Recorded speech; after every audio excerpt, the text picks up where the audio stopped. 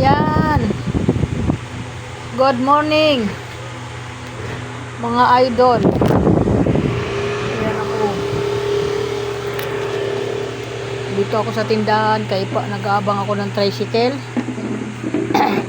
Papunta sa sa aming araw ng palengke ngayon. Makabili ng mga bagay na wala dito sa tindahan. Guys, welcome to vlog. Gandang umaga po. Another vlog, another umaga. Ayan. Grabe guys, napakainit sa gabi. Alam mo ba guys, nagising ako ng alas 12 ata ng gabi. Naligo ako. Hindi pa rin ako masiyahan, naiinitan pa din ako kahit kaliligo ko lang, pinapawisan ako. Bumaba na naman ako sa first floor, doon ako natulog. Medyo malamig ng kaunti sa baba. Isipin mo yun guys, na ang panahon natin kakaiba na talaga. Kasi nung mga nakaraang panahon, hindi po yun ganito. Habang tumatagal po, nag-iiba po yung ating mundo.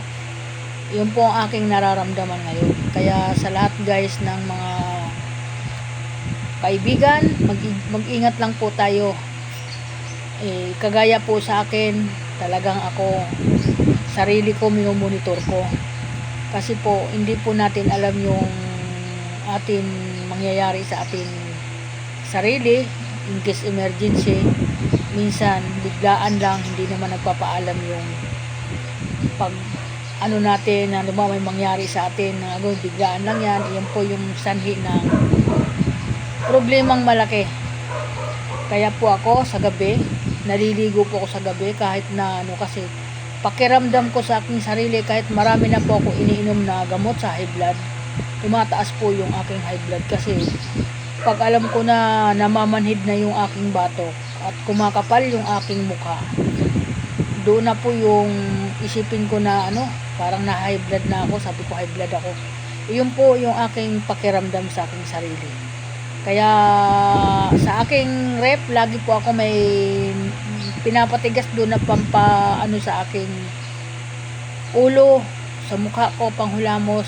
Hindi po bimpo ang ginagamit ko, kundi yung pinapatigas lang po. Tapos pag medyo malambot na, ilalagay ko na naman sa freezer para tumigas. Lagi po ako naka-ready doon guys. Kaya okay, so welcome to my vlog. Welcome to yung vlog sa umaga ngayon. Maraming salamat sa lahat ng mga sumusuporta kay Nanay Linda. Ayan. Sana wag kayo magsawa magsuporta kay Nanay Linda. Ako po yung nagpapasalamat sa lahat ng mga follower ko, lahat po na nagtsatsaga. Thank you so much sa inyo at sa lahat po ng buong bansa, kahit saan sulok ng mundo. Nagpapasalamat po ako sa inyo. Ayan po. Kaya ako ngayon, habang malamig, naka-ready na ako at papunta po ako sa palengke kasi mamaya po sobra na pong mainit yan. Kahit po medyo makulimlim po, ang init-init, grabe. Kaya guys, ang laki ng kuryente natin guys. Sana naman babaan naman ng Meralco yung mga kuryente. Sobra naman na itinaas ng kuryente. Hindi naman nila ibinaba. Sabi ibababa na daw yung kuryente. Paano mo masasabi ibinaba? Ang bill ko nakaraan mataas, tapos lalo na nadagdagan ngayon. Tumataas ng tumataas, hindi po bumaba. Huwag naman pong samantalain yung atin mamamayang Pilipino nga naghihirap dahil sa nangyayari sa ating bansa. Ayan po. Kaya sana wag naman bigyan ng malalaking ang ating Pilipino. Mabigat na nga yung kanilang dinadala dahil siyempre kapos na, lalo na po yung malalaking pamilya. Ay ang hirap po maghandle niyan sa mga babayaran, diba po? Dahil pag naputulan po tayo ng kuryente, hindi natin kaya guys. Kaya kahit na mataas ang kuryente natin, kahit malaki ang kuryente natin, pilit tayo magbabayad kasi sobrang mainit ang ating panahon ngayon. Dahil pagwas nga hindi tayo nakabayad sa kuryente, putulan agad tayo. Ayan po. Kaya sana guys, yun po yung aking daing ngayong umaga. Ako po naglalabas ng hinain tungkol sa atin kuryente, na sana po bigyan naman ng pagkakataon yung atin mga kababayan nga naghihirap.